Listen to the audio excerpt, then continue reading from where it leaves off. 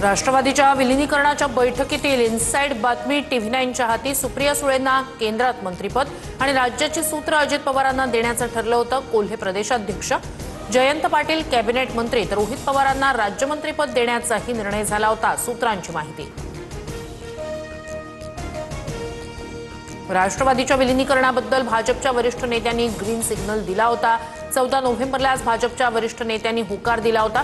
शरद पवारांच्या मोठ्या नेत्याचा दावा. दोन्ही राष्ट्रवादीच्या विलीनीकरणाच्या चर्चेत जे नव्हते त्यांना बैठकीबाबत काय माहिती असणार? अनौपचारिक चर्चेदरम्यान शरद पवारांचं वक्तव्य, फडणवीसांना अप्रत्यक्ष टोला. भविष्यात दोन्ही राष्ट्रवादी एकत्रीकरणासाठी स्थानिक निवडणुका एकच चिन्हावर लढणं गरजेचं असं अजित पवार म्हणाले होते. हसन मुश्रीफांचं मोठं वक्तव्य. आता मात्र भाजपचंही मत विचारात घेणं गरजेचं असल्याची प्रतिक्रिया. अजित पवारांच्या अपघातामागे कुठेतरी काहीतरी गडबड. इंजिन, रडारमध्ये बिघाड किंवा इतरही काही असू शकतं. मंत्री छगन भुजबळ यांनी वर्तवलेल्या शंकेनं अनेकांच्या भुवया उंचावल्या. भाजपच्या घोटाळ्याची फाईल अजित पवारांकडे होती. 15 जानेवारीला आरोप केल्यानंतर 10 दिवसातच दादांचा मृत्यू कसा? राऊतांकडून चौकशीची मागणी. तर विमानाचा ब्लॅक बॉक्स सापडलाय, सत्य समोर येईल, मोहोळांकडून स्पष्ट. सुनेत्रा पवार उपमुख्यमंत्री झाल्या त्याबाबत अभिमान, मात्र इतक्या लवकर का झाल्या? इतरांप्रमाणे माझ्याही मनात शंका. उदय सामंत यांचं वक्तव्य. सुनेत्रा पवारांच्या उपमुख्यमंत्री पदाबाबत एकमतानं निर्णय, मात्र काही लोक उगाचच नाराज. लवकर झाला की उशिरा यापेक्षा निर्णय योग्य आहे का हे सांगा.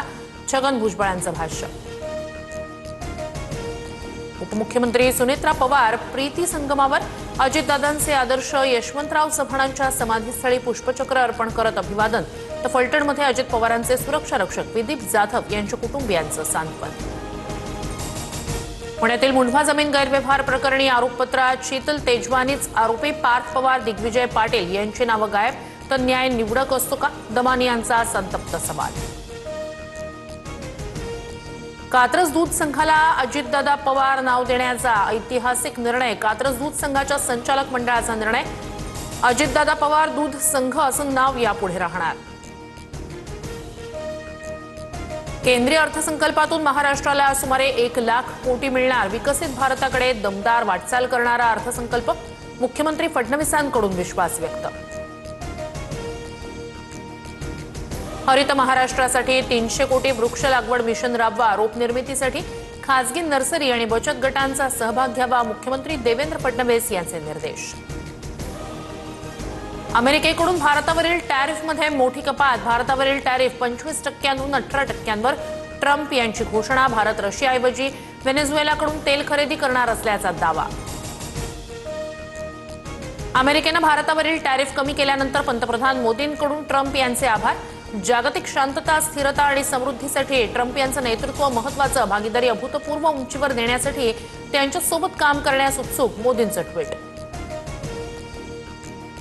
भारत चीन सीमारेषेवरून राहुल गांधी आक्रमक. थेट माजी लष्कर प्रमुखांचं पुस्तकच दाखवलं चीननं. भारताच्या हद्दीत 4 तंबू ठोकल्याचा दावा. राजनाथ सिंह, अमित शहांचा आक्षेप. संसदेत खडाजंगी.